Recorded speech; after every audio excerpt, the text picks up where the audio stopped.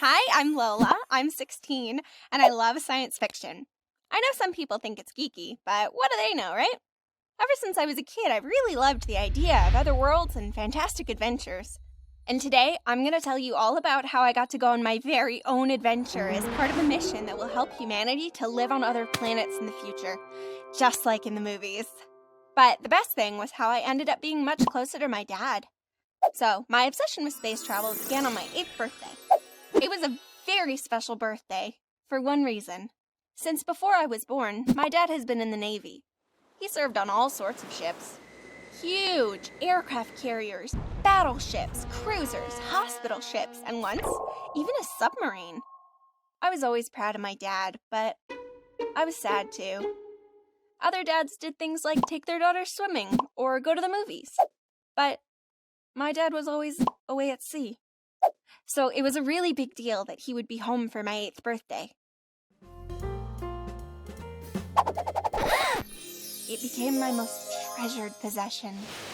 As I grew older, I became obsessed with space. I read books about space. I watched movies about space. I dreamed about space. For dress-up day at my school, I went as a spaceship captain. Some of the kids in my class were like, "Lola, you're such a geek." But my real friends always accepted me and my passion for science fiction. Soon after my 15th birthday, Dad sat me down for serious talk. My dad told me that as part of his work with the Navy, he had been offered the chance to be part of a mission that was all about discovering how humans could live in space. But even more exciting, as the program started on my 16th birthday, I could go with him. It was the most exciting thing I could possibly imagine. And, as well as going to sea with my dad, I would get the chance to spend some time. Just me and him. But then Dad told me I would have to be away from my mom and little brother for 6 months. That made it into a really tough decision. I love my mom so much. She's always there when I have a problem. And even though my little brother is annoying, it was strange to think of not seeing him for half a year. And I knew I'd miss my friends, and school, and all the dumb everyday stuff we do together, like photobombing each other's selfies, and prank calling the popular girls.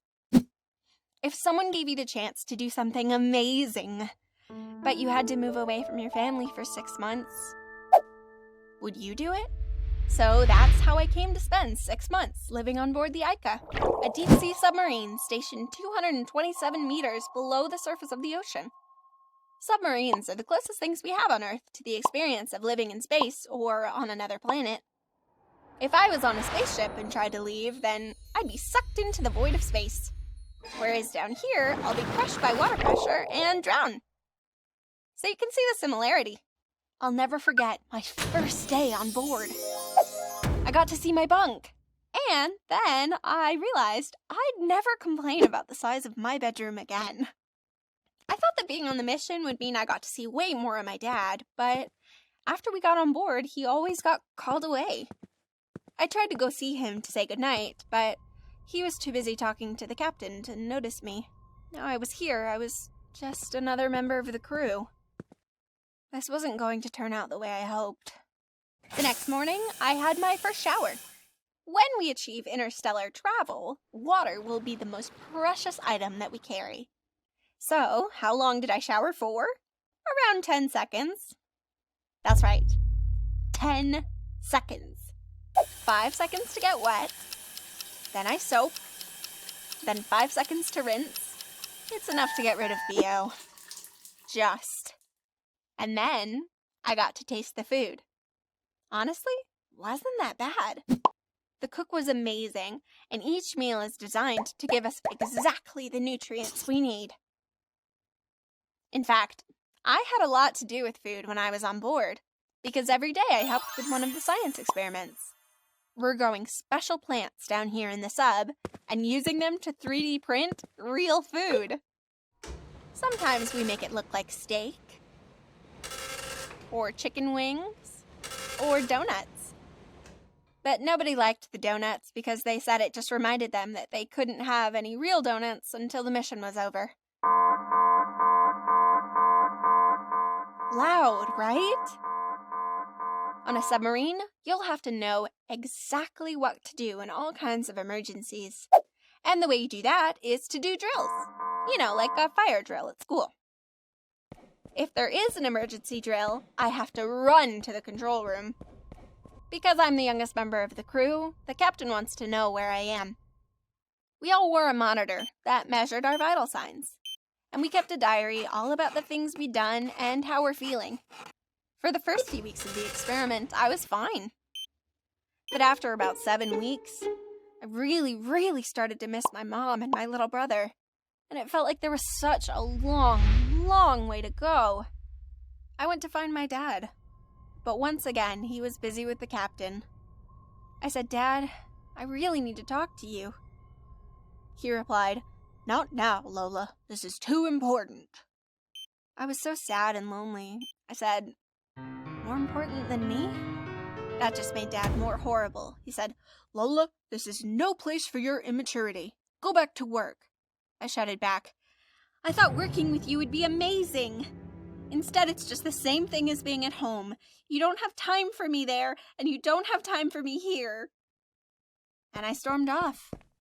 I didn't mean to lose my temper with my dad, but that's what part of the experiment is all about, working out how families might cope if they had to live on a spaceship. I managed to calm myself down, but after the fight, me and Dad avoided each other. One of the most exciting but dangerous jobs on board is to look after the outside of the submarine. It's a little bit like going on a spacewalk. The divers have to wear these special suits to protect them from the pressure and, drowning. And my dad is one of the people who gets to wear these suits and leave the sub. One day, I was in the kitchen printing some minestrone soup when there was an enormous bang. This wasn't a drill. I ran to the control room. I could see from the sensors that my dad and his team were getting ready to go outside the sub and see if we were damaged. Even though we had done drills like this many times before, this time it was for real. I felt really scared. If the team discovered that the sub was damaged, we would have to surface, and the mission would be over. And if the damage was really bad, we might have to leave the dive team behind to save ourselves. At first, everything was fine.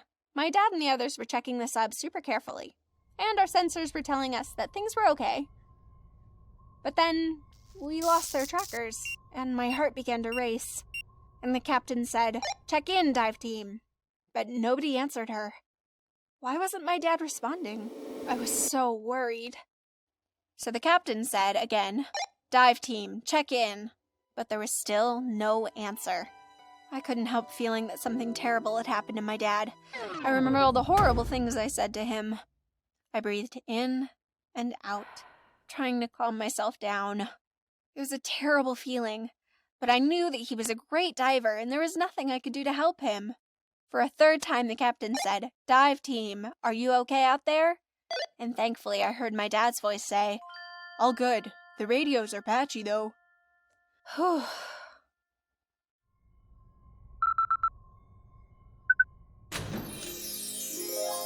When I saw Dad, I gave him the most enormous hug. I said, "Dad, I'm so sorry I yelled at you." And he said, "Lola, I'm so sorry. I should have been supporting you more. When the comms went down, I realized how bad I would feel if anything happened to you. You're being so brave, and I should have been spending more time with you." It was great to make up with Dad, even if both of us could do with a long shower. And the captain congratulated me on managing to stay calm and said she could definitely see me going to space one day. I was really proud of myself. Training to live in space was an amazing experience, but I was also glad when it was time to go home. When I got home, it was great to see my mom and brother again. And Dad decided it would be good for him to be home for a while, too.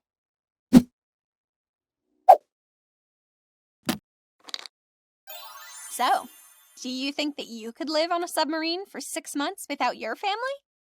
Let me know in the comments. It's so amazing to see the stars again. And one thing's for certain, When I get to go to space, the view will be much, much better.